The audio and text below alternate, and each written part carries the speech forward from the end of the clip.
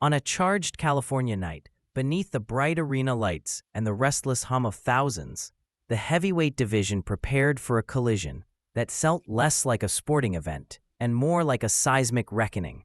Bermane Stiverne stepped into the arena with the composure of a man who had studied destruction, calm, unbothered, ice-cold, behind a stare sharpened by discipline and knockout power.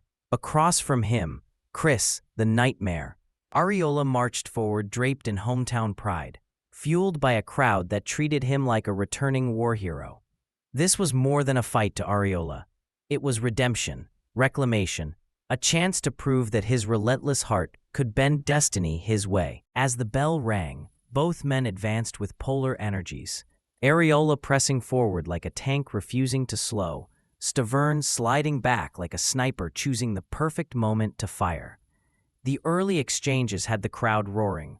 Arreola's heavy hands swung with intention, while Stiverne answered with a jab so sharp it looked like it sliced the air. Each punch felt like a warning, each movement a message. The tension grew heavier than the leather gloves being thrown. This was no feel-out round. This was the beginning of something fierce, something dangerous, something that would leave both men marked forever. The second round opened with Arreola pressing forward once again, unshaken, unafraid, and unwilling to let Stiverne settle into a rhythm. He stalked the Canadian behind a high guard, hips loose, shoulders rolling, looking to land the kind of right hand that could silence any technician. When Arreola fired, the crowd surged with energy. His punches weren't simply thrown. They were declarations of who he was, a brawler carved out of grit and heart. A sharp right hand from Arreola snapped Stiverne's head back, and suddenly the arena erupted, shaking with belief that their warrior had rattled the visiting contender. Yet Stiverne didn't panic. He didn't change expression. Instead, he reset his feet, reestablished his jab, and responded with chilling accuracy. His counters sliced between Arreola's gloves, exploiting the tiniest windows. This was the battle everyone expected. Pressure against precision, heat against ice. Arreola kept walking forward, willing to absorb one clean shot if it meant landing his own. Stiverne remained patient, reading him, waiting. It became clear that one fighter hoped to overwhelm by force, while the other aimed to dissect by timing. Beneath the roar of fans and the thud of punches, something darker simmered. Both men were searching for the moment that would tilt fate. And as the round closed, the tension thickened, the kind of tension that warns a storm is coming. The third round ignited with Arreola's aggression reaching a new peak. He didn't just press, he attacked in waves. Hooks flying toward Stiverne's ribs, uppercuts rising dangerously close to the chin. The arena roared with each forward surge, sensing momentum shifting toward their hometown hero. Arreola's relentless march pinned Stiverne to the ropes more than once, forcing the more calculated fighter into uncomfortable territory. Yet this was where Stiverne's genius surfaced. While Arreola threw combinations with fire, Stiverne studied him with calm detachment. And then, in the blink of an eye, the fight changed. Arreola lunged in behind a left hook, wide, powerful, and just a fraction too slow. Stiverne saw it. He felt it. He anticipated it. And he answered with a thunderous right hand perfectly timed to collide with Arreola's forward momentum. The punch cracked loud enough to suck the noise out of the arena. Arreola staggered, his legs shocked, his balance scrambled. Gasps rippled across the crowd.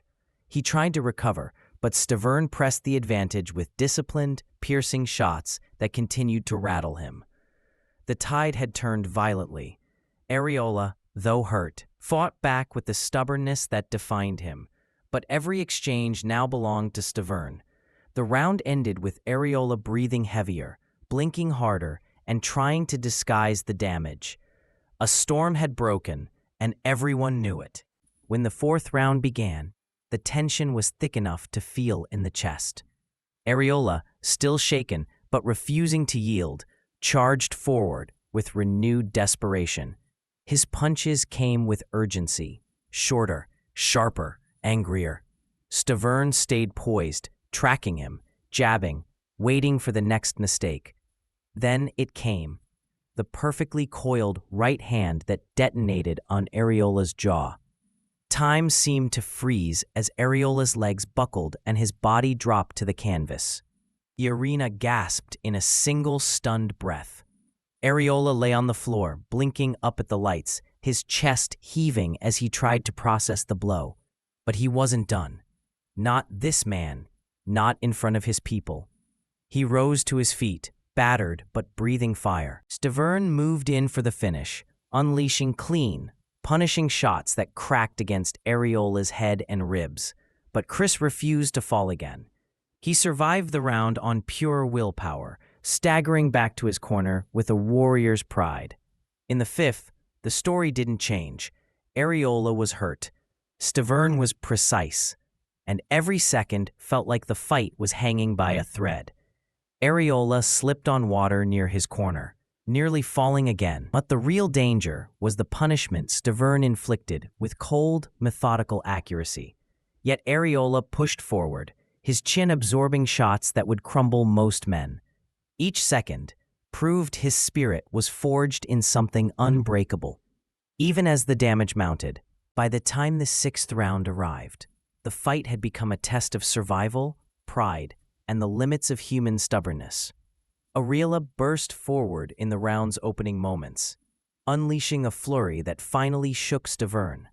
For the first time all night, the Canadian looked troubled, caught off guard by the raw fire Arreola still carried in his battered frame. The crowd exploded, believing they were witnessing a miracle comeback. Arreola drove Stiverne backward, landing heavy shots that brought the arena alive with hope. But hope can be fragile inside the ring. Stiverne, even hurt, remained sharp.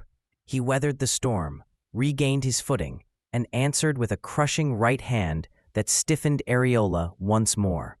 It was a cruel reminder of the precision dividing these two warriors. In the seventh, both fighters looked worn, sweat, pain, fatigue carving their faces into masks of battle. Arreola kept moving forward, refusing to retreat, refusing to stop believing he could turn the tide, but his legs were betraying him. His balance wavered, his vision blurred. Stiverne sensed it. He increased the pressure, landing shot after shot, until the referee could no longer ignore the punishment. With Arreola unable to defend himself, the fight was stopped. The crowd stood silent, mourning the end of their hero's war, yet applauding his heart. Stiverne, victorious, had conquered not only his opponent, but the doubt that haunted him. The heavyweight landscape shifted that night. A warrior fell, a champion rose, and the echoes of their battle live on in the annals of boxing history.